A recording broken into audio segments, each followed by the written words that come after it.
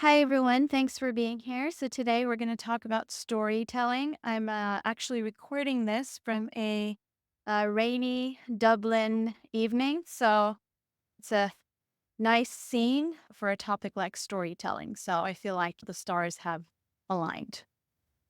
Okay, what you will learn in this video is the power of stories and where the power comes from. We'll break it down. We're going to talk a little bit about what happens in the brain when we tell stories and when we hear stories. So, we're going to nerd out a little bit.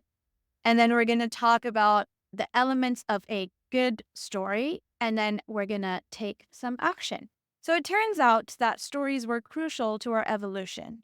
They were a means for social connection. We would connect with each other. We would find our tribe. We would identify with each other and we would protect ourselves and protect each other, our clan, from threats, thanks to the power of stories. So let's look at some of the things that's happening in the brain when we're storytelling and when we're hearing the story. Okay, so first thing that's happening is that neural coupling, which means that the story synchronizes and couples the listener's brain with the teller's brain.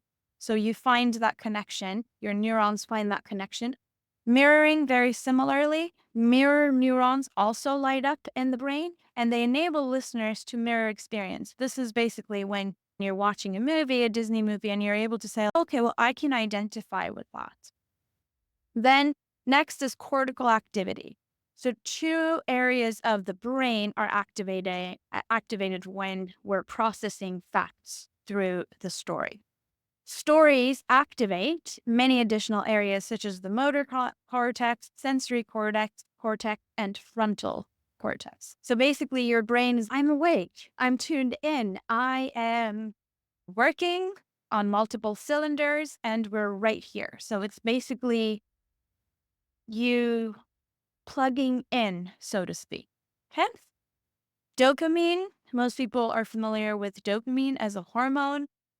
It's released in response to an emotionally charged event. It could be, as it says here, resolution of a conflict or recognition of a pattern. It could be a happy ending, or it could be ease of memory and recall. So again, your brain is saying, okay, well, I'm feeling right now as a response of me listening to this story. Cortisol, again, a hormone that is widely recognized. It's usually known as the stress hormone.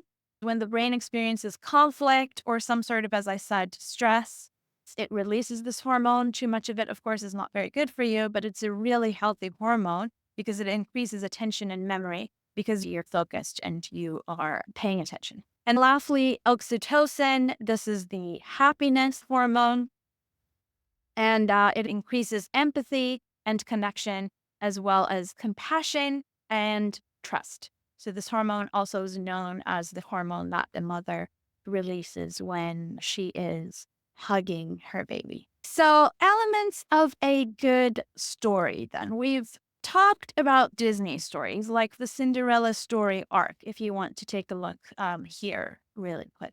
So how does it start? It starts off with saying, okay, well, Cinderella's parents are gone, dad's gone, and then there is this stepmother and the stepsisters, not very good, right?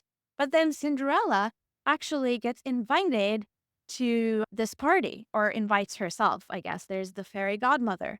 Okay, but then what happens is that she's able to go, but then she has to leave, and she leaves a shoe, and then the prince is searching for Cinderella but can't find her because the stepmother and stepsisters, they figured it out. And there's some trouble again. But then the prince finds her anyway, and the shoe fits her, and everything's great, and they live happily ever after. So, what are some elements there if we break it down? There's some conflict, there's a challenge. Then she has a choice. Will she go to the party? Will she not go to the party? And then there's some sort of outcome and solution. They all figured it out. And there's some sort of a lesson as well, right? We were taught something, we learned something. Now it is your turn. Take action now. The task is that you're going to go to that worksheet that has a bunch of different templates, and choose one of these typical storytelling frameworks. And then use that framework to a T to tell a story from your life. And you can choose whatever story that you want, that you like.